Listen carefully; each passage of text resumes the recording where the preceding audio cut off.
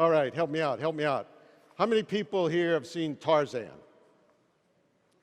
Yeah, yeah, right? Isn't that amazing how he goes through the jungle, right?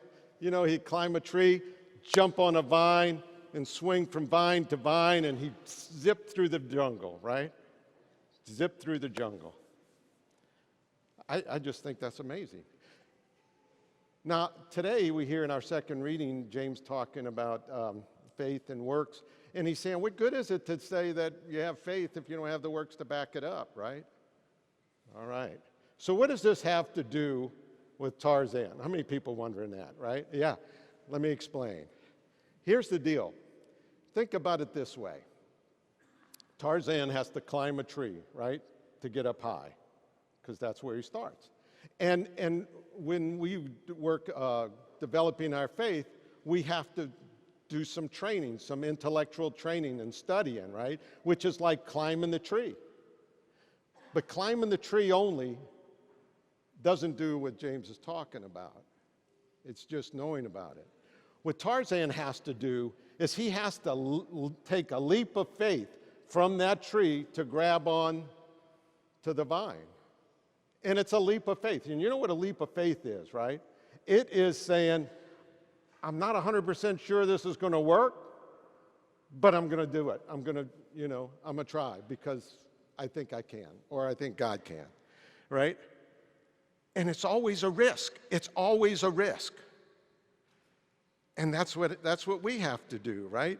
We start our faith journey learning about stuff intellectually. But until we have that leap of faith and jump from what we know and start trying to apply it, we don't really know. We don't really learn anything until we actually try to go use it. Would y'all buy that? Yeah. So it's like jumping off of there, right? And kind of leaps of faith are always scary. So here's a simple little leap of faith that probably some of you just experienced. When a child goes to kindergarten, the first day of school, right? The very first time they go to school, how many people share a tear? Or how many people know people who cry and have a hard time? Yeah, because that child has to take a leap of faith, and the parents have to take a leap of faith for them to leave this place of safety to go to another place. And that's what we have to do. And when we act on our faith, that's what happens. Now look, here's the other thing I like about Tarzan, because Tarzan doesn't just grab one vine. He grabbed, he swings, and then he's got to let go of that vine. That very vine that helped him move forward, he has to let go and take another leap of faith to grab the next one. Has anybody ever tried to do that with, multiple ropes? I did, and I think I did it in basic training, right? And here's what happened. I jumped, grabbed that rope, swung over, grabbed the other rope, and didn't let go of the first one. And I was stuck there. I was stuck there. And that's what happened to Peter. See, Peter had to let go of his idea. He had to take a leap of faith, let go of his idea about Jesus being a rabbi and about, that he was just a good preacher. He had to let go of that to take this leap that he's the Messiah.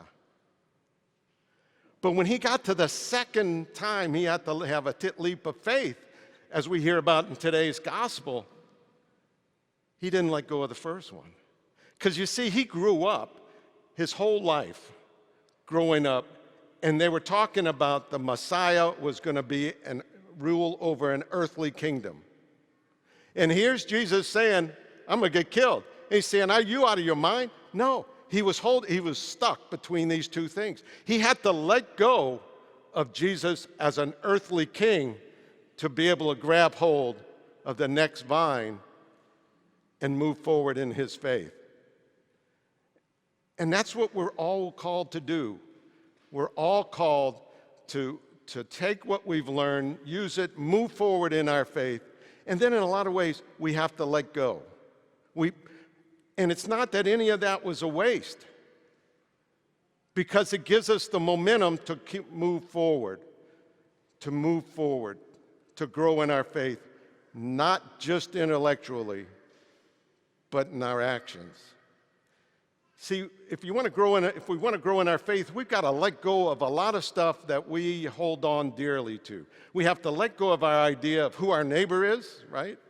We have to let go of, our idea of how we treat the poor. We got to let go of our idea of so many things so that we can see people as they are and not as